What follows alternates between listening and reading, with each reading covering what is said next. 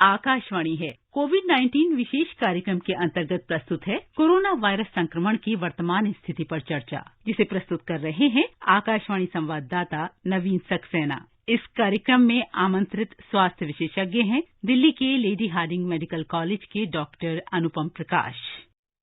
नमस्कार। कोरोना जागरूकता श्रृंखला के आज के इस कार्यक्रम में आपका बहुत बहुत स्वागत है। आज के इस कार्यक्रम में हम चर्चा करेंगे कोरोना, उससे संबंधित बहुत से प्रश्न हैं, बहुत सी जिज्ञासाएं हैं जो आपके मन में हैं और लगातार बनी रहती हैं। इन सब का जवाब देने के लिए हमारे साथ स्वास्थ्य विशेषज्ञ होते हैं। आज हमारे साथ डॉक्टर अनुपम प्रकाश हैं। डॉक्टर अनुपम, कार्यक्रम में स्वागत है आपका। नमस्कार सभी श्रोताओं को और आपको बहुत बहुत नमस्कार नवीन जी। नजर डाल लेते हैं अब तक की स्थिति क्या है। सबसे पहले खबर जो निकल कर आ रही है वो है जायडस कैडिला के बारे में, जिससे भारत के दवा महानियंत्रक से जाइकोव डी वैक्सीन के है उसके आपात जो उपयोग है उसकी अनुमति मिल गई है और ये विश्व की पहली और भारत की स्वदेश में विकसित डीएनए आधारित वैक्सीन है जो बच्चों को दी जाएगी और 12 वर्ष और इससे अधिक आयु के वयस्कों को वो दी जाएगी। दिल्ली में अगर हम कोरोना की स्थिति की बात करें तो पिछले 24 घंटे में कोरोना संक्रमण के 57 नए मरीजों का पता चला है और 57 करोड़ के लगभग जो है देश में टीके लग चुके हैं। कोरोना के मामले भी कम आ रहे हैं, लेकिन इसका अर्थ हमें ये नहीं समझना चाहिए कि कोरोना पूरी तरह से चला गया है, क्योंकि जब तक वैक्सीन सबको नहीं हो जाती है तब तक ये मान के चलते हैं कि कोरोना का वायरस कहीं ना कहीं है जो उभर कर आ सकता है। इसी पे चर्चा करेंगे।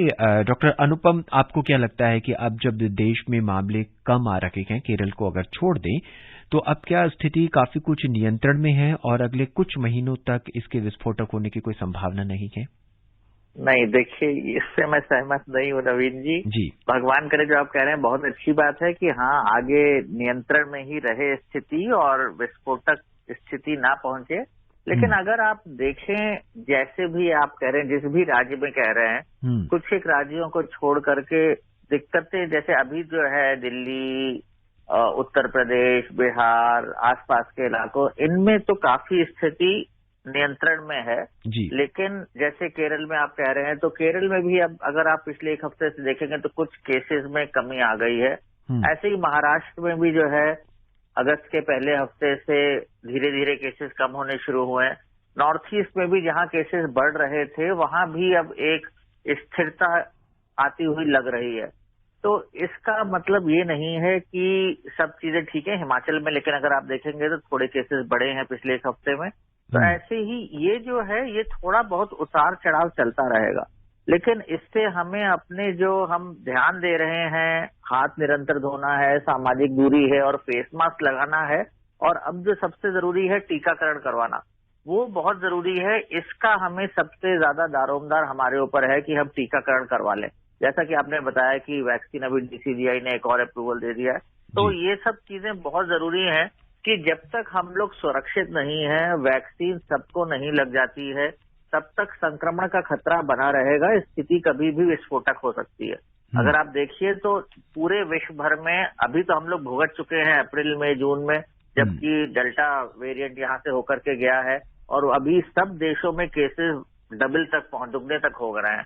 तो अभी ये समझना कि हम लोग खतरे के बाहर हैं, ये ठीक बात नहीं है। जी डॉक्टर अनुपम, जिस तरह से सामान्य गतिविधियां फिर से खुल चुकी हैं, स्कूल खोलने की तैयारी हो रही है, बाजारों में भी भीड़ भाड़ नजर आ रही है और कहीं कहीं ऐसा भी देखा जा रहा है लोग मास्क को अब उतने सही तरीके से नहीं लगा रखे हैं।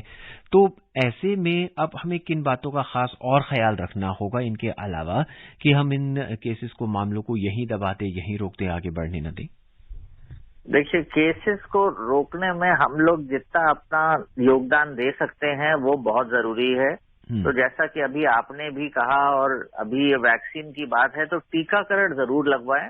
बच्चों में अब टीकाकरण अभियान शुरू हो रहा है, उनकी ट्रायल्स जो हैं चल रही हैं, कुछ शोध जो होंगे उनके आज जो परिणाम भी आ जाएंगे। तो जहां तक उम्मीद है आने वाले समय में जो एडोलेसेंट्स हैं, खासतौर से 12 से 18 साल के लोग हैं, उनको भी शायद टीकाकरण शुरू हो जाए कुछ दिनों बाद। अभी कुछ महीनों बाद की बात कर रहा हूं मैं। लेकिन ये है कि अभी जो है बच्चों को इतना खतरा नहीं है और स्कूल खुलने की तैयारी है, तो स्कूल भी जो है फेज मैनर में ही खुल रहे हैं, सीनियर क्लासेस खुल रहे हैं या बिल्कुल जो बच्चे हैं उनके लिए खुल रहे हैं।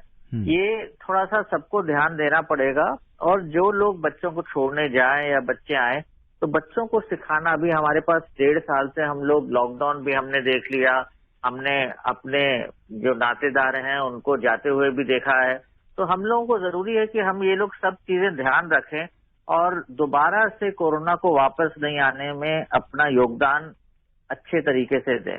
जी। तो टीकाकरण जरूर लगवाएं, बच्चों को समझाएं बच्चे आने से बाहर पहले। और अभी भी जो ये आप कह रहे हैं ये बहुत गलत है कि लोग भीड़ भाड़ वाले इलाकों में जा रहे हैं। भीड़ भाड़ से बचें। कोई आपको नहीं पता कि उस भीड़ भाड़ में कौन आदमी जो है बाहर से आया हुआ है और वो कोरोना का शिकार है और वो आपको दे देता है और फिर संक्रमण की कड़ी यहीं से शुरू हो जाए। तो ये समझना जरूरी है, हम लोगों को बहुत ध्यान देना चाहिए अभी भी। डॉक्टर अनुपम, टीकाकरण के बाद पहला टीका और दूसरा टीका लगने के बाद कुछ लोग अनावश्यक रूप से कहना चाहिए कि अपने एंटीबॉडीज चेक करा रखी हैं। एंटीबॉडीज चेक कराना और ये पता लगना कि हमारे शरीर में कितनी एंटीबॉडीज है, ये कहाँ तक सही है और क्या ये करवानी जरूरी है? देखिए, एंटीबॉडीज का बिल्कुल भी किसी भी मरीज को या किसी भी आदमी को जिसका टीकाकरण हुआ है उसको एंटीबॉडी कराने का बिल्कुल भी कोई भी औचित्य नहीं है। ये एक सिर्फ अपने मन को सुकून या मन में वहम डालने वाली बात है, इसलिए इसका एंटीबॉडी लेवल किसी को भी नहीं कराना चाहिए। ये सिर्फ डॉक्टर के प्रिस्क्रिप्शन पे जब किसी खास चीजों में हम लोग कराते हैं या शोध के दौरान इन्हीं स्थितियों में कराना जरूरी है, नहीं तो इसकी बिल्कुल भी जरूरी नहीं है। जी, तो इसका मतलब जो लोग जा रहे हैं एंटीबॉडीज कराने अपने शरीर के बारे में पता करने कि भाई मुझे 2 वैक्सीन लग चुके हैं और अब मुझे एंटीबॉडीज बनने चाहिए, वो कितना जरूरी नहीं है। अपना समय, पैसा और सरकार का भी जो है मैन पावर, रिसोर्सेज सब बर्बाद कर रहे हैं। डॉक्टर, हम इस पे अपनी चर्चा जारी रखेंगे। इस बीच हमारे रीवा से पहले जो श्रोता है मध्य प्रदेश के रीवा से वीरेंद्र सिंह जी हमसे जुड़ चुके हैं। वीरेंद्र जी, स्वागत है आपका। जी सर, नमस्कार। नमस्कार। डॉक्टर साहब को भी नमस्कार। नमस्कार सर, मैं ये पूछ रहा था कि क्या आने वाले समय में सरकार कोई ऐसे कार्यक्रम है या कोई पार्टियां हैं जिनमें सम्मिलित होने के लिए सबको वैक्सीन लगाना जरूरी होगा? जी डॉक्टर अनुपम। देखिए, ये कम कभी भी नहीं होगा कि आप वैक्सीन लगवाएं, क्योंकि ये एक वेलफेयर मेजर होता है और वैक्सीन लगवाना अभी तो पैंडेमिक में हम सबकी भलाई है, ये खुद लगवाएं। हाँ, आगे चल करके कुछ कार्यक्रम ऐसे हो सकते हैं जैसे राज्यों ने कई, देखिए आप नहीं लगवाएं वैक्सीन वो अलग बात है, लेकिन हर राज्य का, हर मोहल्ले का, हर एक समाज का एक दायित्व है कि वो अपने लोगों को बचाए। तो जैसे बाहर के कोई देश है या जैसे अपना भारत देश है, तो जब हमारे यहाँ वैक्सीनेशन हो जाएंगे तो हम लोग भी यही कहेंगे कि बाहर से कोई अनवैक्सीनेटेड आदमी यहाँ ना आए, क्योंकि जैसा कि हमें ज्ञात है कि जिन लोगों को टीकाकरण नहीं हुआ है उनमें रोग होने की ज्यादा संभावना होती है, तो वो रोग लेकर के यहाँ पे आ सकते हैं। तो वेरिएंट्स भी ला सकते हैं, कोरोना का कोई भी वेरिएंट ला सकते हैं। तो कोई भी देश एक बार जब उनकी ज्यादा जनता वैक्सीनेट, टीकाकरण हो जाएगी तो वो नहीं चाहेगा कि बाहर से इन्फेक्शन आए। तो ऐसे ही अलग अलग राज्य जो हैं, अलग अलग प्रदेश जो हैं, वो भी यही चाहेंगे कि उनके यहाँ जगह बिल्कुल सारा 100% वैक्सीनेशन कवरेज हो गया है किसी डिस्ट्रिक्ट में, किसी जिले में या किसी उसमें, तो वो भी चाहेंगे कि नहीं हो। कई दफ्तर हैं प्राइवेट में, वो तो चाहेंगे कि उनके यहाँ नहीं हो, क्योंकि एक आदमी से कड़ी, जैसा मैंने कहा, कहीं से भी शुरू हो सकती है। तो ये संभावना है कि आगे चल करके हो सकता है कि आपको कहा जाए कि आप टीकाकरण है तो तब आप आइए, नहीं तो नहीं आइए। आप हो सकता है अपने घरों में मेहमान भी ऐसे ही बुलाएंगे, नहीं तो नहीं बुलाएंगे, हो सकता है ऐसा। शायद भविष्य में ऐसा हो सकता है। बहरहाल, हमारी नियमित श्रोता रिंकी तिवारी बलरामपुर से हमारे साथ जुड़ चुकी हैं। रिंकी जी, कार्यक्रम में स्वागत है आपका। स्वागत के लिए नवीन सर बहुत बहुत धन्यवाद। नवीन सर नमस्कार। नमस्कार। और आपके साथ डॉक्टर सर, मैम, कोई भी मुझे मेरा नमस्कार स्वीकार करे, क्योंकि अब आपका प्रोग्राम हमारे यहाँ से बिल्कुल नहीं दिया जा रहा है। दूसरा प्रोग्राम आ रहा है हमारे यहाँ का फोनिया। रिंकी जी, क्या प्रश्न है आपका? जी सर, बिल्कुल सुनेंगे। सर मेरा मतलब क्वेश्चन है कि इस समय जैसे हमारे यूपी में मत मानिए, हर जगह स्कूल कॉलेज वगैरह खुल रहे हैं। जिस तरह 6 से लेकर 8 तक हमारे यहाँ पूरे स्कूल खुल चुके हैं। तो सर ऐसे में जो बच्चे हैं छोटे छोटे जाएंगे मतलब कॉलेज या स्कूल कहीं भी जाएंगे, तो सर वो अपने साथ कौन सी सावधानियां रखें, क्योंकि अभी तो कोरोना गया नहीं है, अभी तो है ही। तो फिर इससे डॉक्टर सर क्या बोलेंगे? जी डॉक्टर अनुपम, जब बच्चों के स्कूल खुल जाएंगे या वो ट्यूशन पढ़ने जाएंगे तो किन खास सावधानियों का उन्हें ख्याल रखना होगा? देखिए, बच्चों का स्कूल खुलना जरूरी है।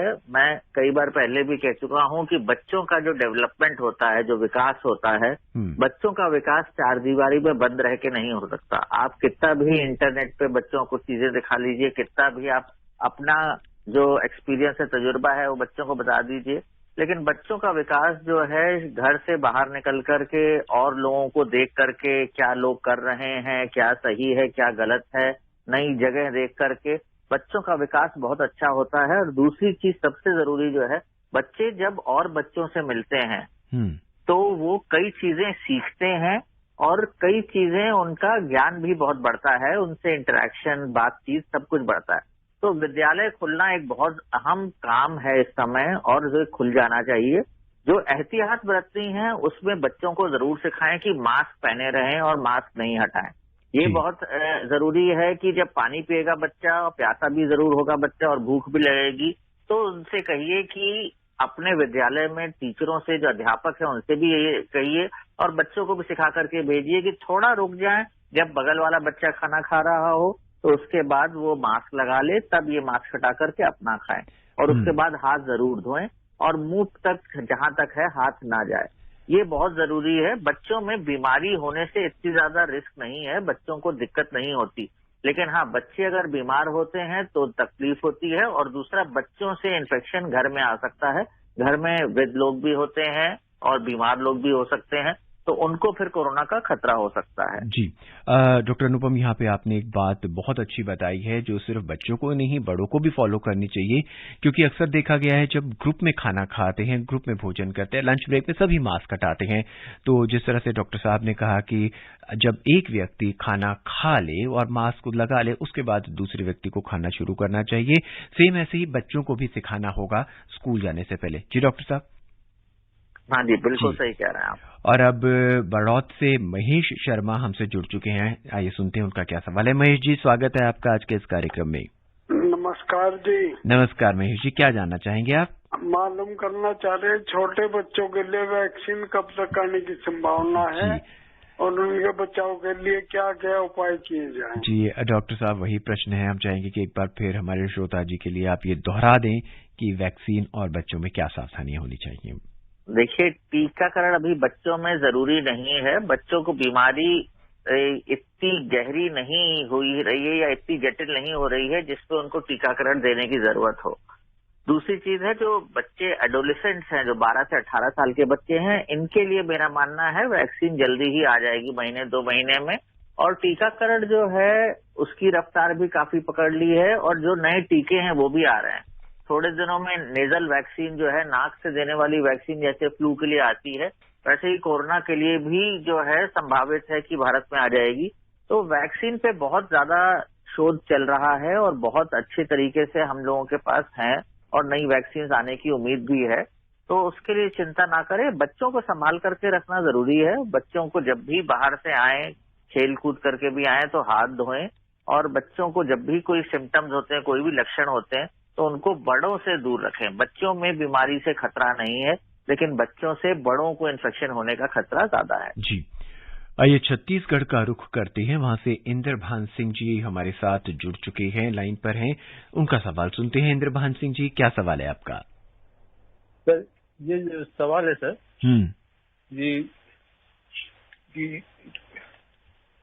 सर, हेलो जी, कहिए सर। चिरमिरी कुदासे कॉलेज जिला कोरिया छत्तीसगढ़ से इंद्रभान सिंह बोला सर। जी कहिए, क्या सवाल है आपका? अगर काकले टीके लगाए जाते हैं, क्या उसके परिणाम अच्छे आ सकते हैं? जी, क्या सवाल एक बार आप दोबारा पूछेंगे? अगर काकले टीके लगाए जाते हैं, काकले टीके जी, क्या उसके परिणाम अच्छे आ सकते हैं? जी डॉक्टर, मुझे इनका सवाल समझ में नहीं आया है। क्या जानना चाहते हैं? कॉकलिक टीके की बात कर रहे हैं ये? देखिए, टीके तो अलग अलग विधि से लगाए जा रहे हैं और इसमें कोई बुराई नहीं है। सांक्लिक टीके भी लगाए जाएं तो इसमें कोई बुराई नहीं है। ये जो है शोध चल रहा है इस पे कि अलग अलग टीके लगाए जा सकते हैं या एक ही से लगाने चाहिए। तो ये अभी बहुत प्रीमेच्योर है। अभी मैं ये नहीं कह सकता हूँ कि फायदा है, लेकिन जितना वैज्ञानिकी तौर पे है तो उसमें लगवाने में कोई बुराई नहीं है।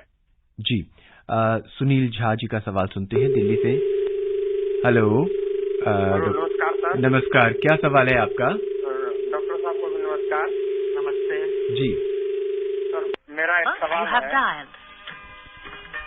सुन पा रहे हैं सर? हाँ, सुन पा रहे हैं। कहिए, क्या सवाल है आपका? कृपया डायल किया हुआ नंबर जांच लें। दूसरा, जैसे मैंने वैक्सीन लगवा लिया तो हमारे शरीर में एंटीबॉडी हो रहे हैं, मतलब बन रहे हैं, तो हमें कैसे महसूस हो गया हमारे शरीर में एंटीबॉडी बन रहा है? डायल किया हुआ नंबर जांच लें। जी। और दूसरा सवाल ये है कि कब तक पूरा एंटीबॉडी बनेगा?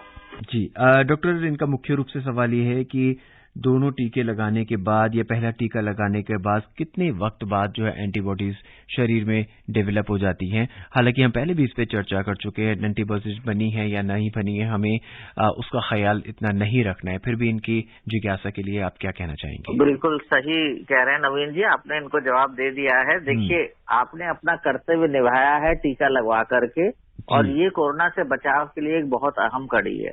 तो इसमें ये नहीं सोचें कि वैक्सीन से जो है कब एंटीबॉडीज बनेंगी। कई तरीके होते हैं। एंटीबॉडीज सिर्फ एक विधि है आपको बचाव के लिए।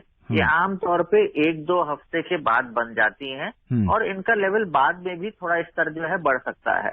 तो इसलिए आमतौर पे हम लोग कहते हैं 2 हफ्ते तक जो है टाइम लगता है, लेकिन ये है कि उसके बाद भी जरूरी नहीं है कि आपको 100% या 100% आपको जो है वो प्रोटेक्शन है। इसलिए मास्क जरूर पहने, सामाजिक दूरी बना करके रखें और हाथ निरंतर धोते रहें। ये बहुत जरूरी है। ये 3 चीजें जो हैं जो वैक्सीन की तरह है, बहुत जरूरी हैं। इन्हें अपनाते रहिए, वैक्सीन भी लगाइएगा और ये भी चीजें अपनाइएगा तो कोरोना से आपको बचाव हमेशा के लिए मिलता रहेगा। ये छत्तीसगढ़ का रुख करते हैं और रामचंद्र जी हमारे साथ जुड़ चुके हैं, उनका सवाल सुनते हैं। रामचंद्र जी, क्या सवाल है आपका? हाँ सर, मैं रामचंद्र मसीह बोल रहा हूँ, धमतरी से, छत्तीसगढ़ से। मेरा सर रेंडम शिविर जो आती है, हाँ जी, तो उसका क्या उपयोग है या किन परिस्थितियों में लगाया जाता है सर? जी, डॉक्टर रेमडेसिविर की बात कर रहे हैं। हालांकि अब वो स्थिति से हमारा देश लगभग उभर चुका है, लेकिन फिर भी इनकी जिज्ञासा के लिए आप बताइए कि रेमडेसिविर का उपयोग कहाँ कहाँ किया जाता है? देखिए, दवाओं का कोई औचित्य नहीं है। कोरोना वायरस से अगर आपको पता चलता है कि आप भी संक्रमण है तो 90% लोगों को तो आमतौर पे हल्का इन्फेक्शन ही होता है, इसलिए चिंता की बात नहीं है। लेकिन हाँ, अगर सैचुरेशन आपका ऑक्सीजन लेवल जो आप पल्स ऑक्सीमेट्री से जो नापते हैं उस पे अगर 95% से कम आता है तो जरूर अस्पताल में जाकर के दिखाएं। और अगर ये स्तर और गिरावट की तरफ जाता है तो फिर उन अस्पतालों में जहां आप भर्ती हैं वहां पे रेमडेसिविर का इंजेक्शन लगाया जाता है। वैसे इसका अगर 93% के ऊपर आपका चल रहा है ऑक्सीजन लेवल तो इसको लगवाने का कोई औचित्य नहीं है। बिल्कुल ही सर्कमस्टांसेस होते हैं, ऐसी परिस्थितियां होती हैं जिनमें वाकई में इनकी जरूरत पड़ती है। आमतौर पे जो भर्ती मरीज होते हैं उनको भी हर मरीज को इसकी जरूरत नहीं होती है। हमें उम्मीद है कि आपको आपके प्रश्न का जवाब मिल गया होगा। आइए अब महाराष्ट्र के ठाणे चलते हैं, जहां से गुरुनाथ जी हमारे साथ जुड़ चुके हैं। गुरुनाथ जी, कार्यक्रम में स्वागत है आपका। सर नमस्कार। नमस्कार सर, मेरा सवाल है सर, ये जो बहुत दिन से अपन जो ये 40,000 के नीचे या तो 40,000 के थोड़ा बहुत ऊपर नीचे होता रहता है सर, ये फिगर क्या रीजन है कि ये ऐसे मतलब घूम रहा है? क्या हम आगे भी देख सकते हैं कि ये 40,000 के नीचे या 40,000 के थोड़ा बहुत ऊपर और नीचे हो रहेगा? और दूसरा मेरा सवाल है सर, ये नोज से देने वाला जो वैक्सीन विकसित किया हुआ है सर, ये इसका अभी यूज चालू हो गया है क्या? जी, डॉक्टर, 2 सवाल इनके हैं। पहला सवाल बहुत ही टेक्निकल सवाल है। ये जानना चाहते हैं कि जो स्थिति बनी हुई है 35,000, कभी ऊपर कभी नीचे, बहुत स्टेबल सी स्थिति बनी हुई, ये स्थिति कब तक बनी रह सकती है? क्या ये बढ़ेगी या घटेगी? देखिए, ऐसा है कि ये जो है आप जो स्थिति की बात कर रहे हैं 30,000, 40,000, ये भारत एक बहुत विशाल देश है और इसमें अगर आप पूरा पश्चिम, उत्तर, दक्षिण देखें तो हर जगह अलग अलग समीकरण है। वातावरण अलग है, खान पान, हर तरीके के आबादी भी कई जगह अलग है। तो इसका आप अगर पूरा समीकरण देखेंगे तो कहीं प्रदेशों में बढ़ रहे हैं केसेस, कहीं कम हो रहे हैं।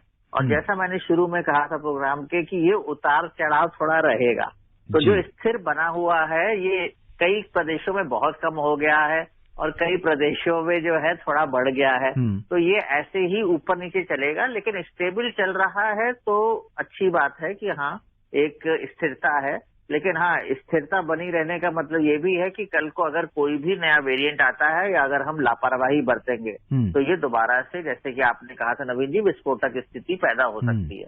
इसलिए ध्यान देना जरूरी है। जी। और डॉक्टर अनुपम, ये जो स्टेबिलिटी है इसमें वैक्सीन का अहम योगदान है।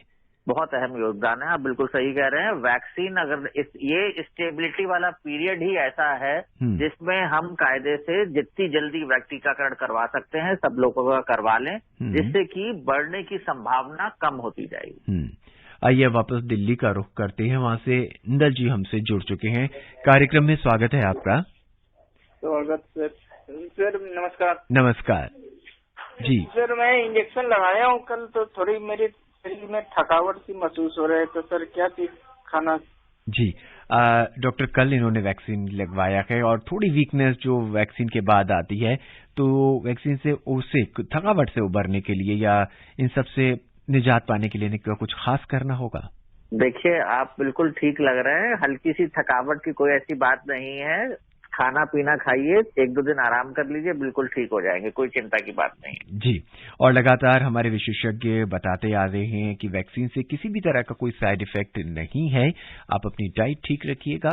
और हाँ, शायद डॉक्टर वैक्सीन के बाद एक्सर्शन शायद नहीं करना चाहिए बहुत जल्दी, है ना? अगर थकान लग रही है तो ना करें। वैसे तो बिल्कुल अपना नॉर्मल शेड्यूल रख सकते हैं, लेकिन हाँ किसी किसी को ही लगती है थकान, बुखार या फिर कमजोरी, तो उसमें आराम कर लें 1-2 दिन, वो लाजमी है कि उससे जल्दी फायदा होगा। डॉक्टर, अब पिछले कुछ दिनों से हम बूस्टर डोज के बारे में सुन रहे हैं कि 2 डोज आपको लग चुकी है, बूस्टर डोज आपको लगानी चाहिए। इसमें कितनी सच्चाई है या कितनी सत्यता है, या क्या ये बहुत जरूरी है बूस्टर डोज लगाना? देखिए, अभी हमें ये नहीं पता है कि कितने समय तक टीकाकरण के बाद जो है असर रहता है, लेकिन आमतौर पे जब हम लोगों ने शुरू किया था टीकाकरण अभियान तो माना जाता है कि 3 से 6 महीने तक तो कोई दिक्कत नहीं है। लेकिन हाँ, अब जो जनवरी 15 के आसपास शुरू हुआ था ये अभियान, तो अब ये 6 महीने हो गए हैं। लेकिन टीकाकरण का ये अभी बूस्टर डोज का हमारा शोध जो है अभी हमारे पास इतना नहीं सक्षम है कि हम बता पाए कि कितने दिन इम्यूनिटी रहती है।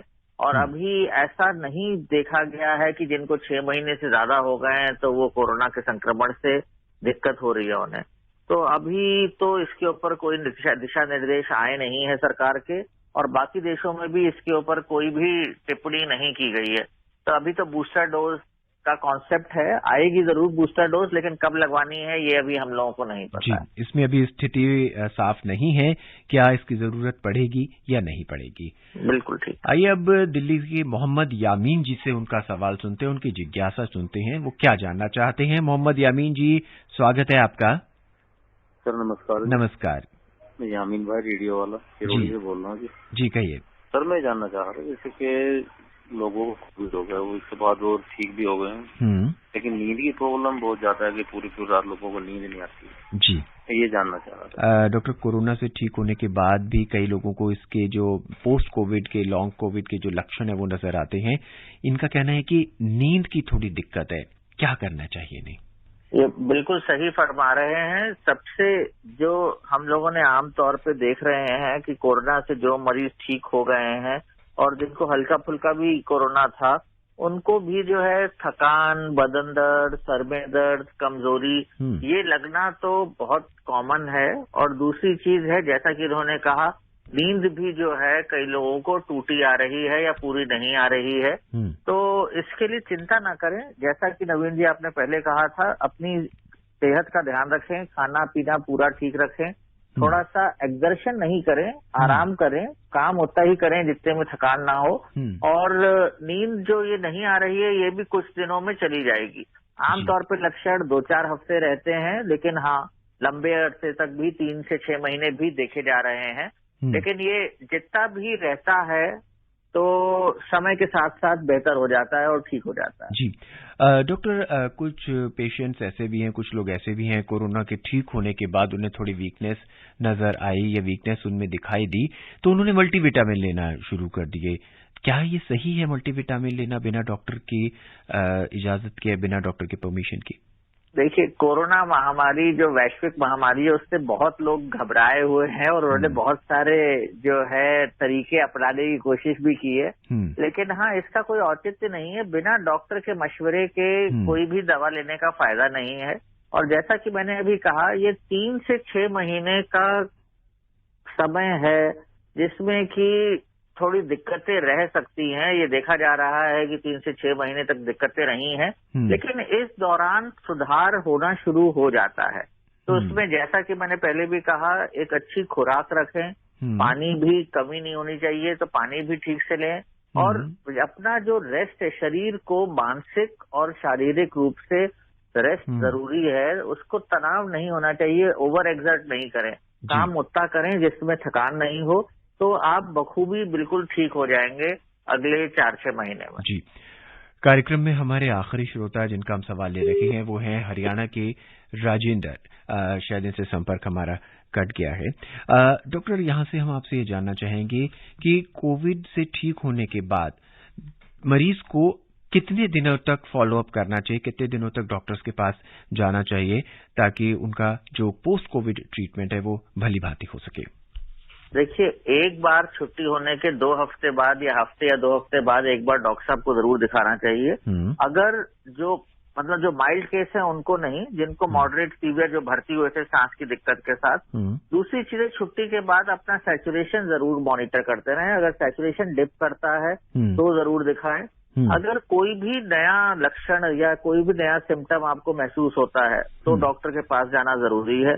अगर जिस सिम्टम के साथ आपकी छुट्टी हुई थी वो धीरे धीरे सुधार हो रहा है और कोई भी नया लक्षण नहीं है तो डॉक्टर के पास जाने की जरूरत नहीं है।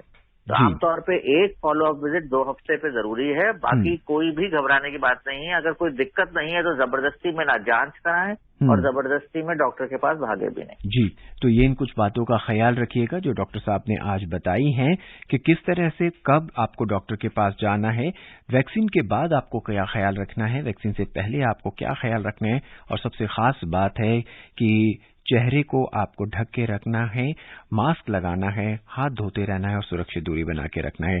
डॉक्टर साहब, चलते चलते हम आपसे अब ये जानना चाहेंगे कि आप हमारे श्रोताओं को भविष्य में कोरोना से बचने के लिए कुछ खास जानकारी या कुछ खास संदेश देना चाहेंगे?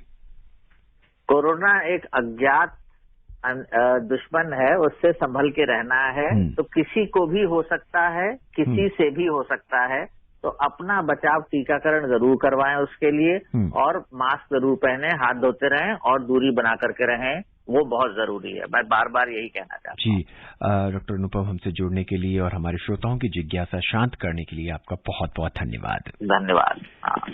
चलते चलते हम अपने सुनने वालों को बता दें कि कोविड महामारी के दौरान लोगों की सुविधा के लिए राष्ट्रीय स्तर पर हेल्पलाइन बनाई गई हैं। आप हेल्पलाइन नंबर पर डायल करके अपने प्रश्न पूछ सकते हैं और वहां से अपनी जिज्ञासा को शांत कर सकते हैं। कोरोना के विषय में कोविड संबंधी सवालों के जवाब देने के लिए स्वास्थ्य और परिवार कल्याण मंत्रालय की जो हेल्पलाइन है उसका नंबर है 1075। महिला और बाल विकास मंत्रालय की जो चाइल्ड हेल्पलाइन है उसका नंबर है 1089। बहरहाल आज के इस अंक में बस इतना ही। मुझे यानी नवीन को दें इजाजत। नमस्कार। कोविड-19 विशेष कार्यक्रम के अंतर्गत अभी आप सुन रहे थे कोरोना वायरस संक्रमण की वर्तमान स्थिति पर चर्चा, जिसे प्रस्तुत कर रहे थे आकाशवाणी संवाददाता नवीन सक्सेना। इस कार्यक्रम में आमंत्रित स्वास्थ्य विशेषज्ञ थे दिल्ली के लेडी हार्डिंग मेडिकल कॉलेज के डॉक्टर अनुपम प्रकाश। ये कार्यक्रम आकाशवाणी के समाचार सेवा प्रभाग द्वारा प्रस्तुत किया गया। इसे आप हमारे mobile app news on AIR और YouTube channel news on AIR official पर भी सुन सकते हैं। इस कार्यक्रम के संबंध में अपनी प्रतिक्रिया आप हमें ईमेल कर सकते हैं। पता है airnsttalks@gmail.com। ये कार्यक्रम फिर से सुनने के लिए लॉग ऑन करें हमारी वेबसाइट newsonair.nic.in।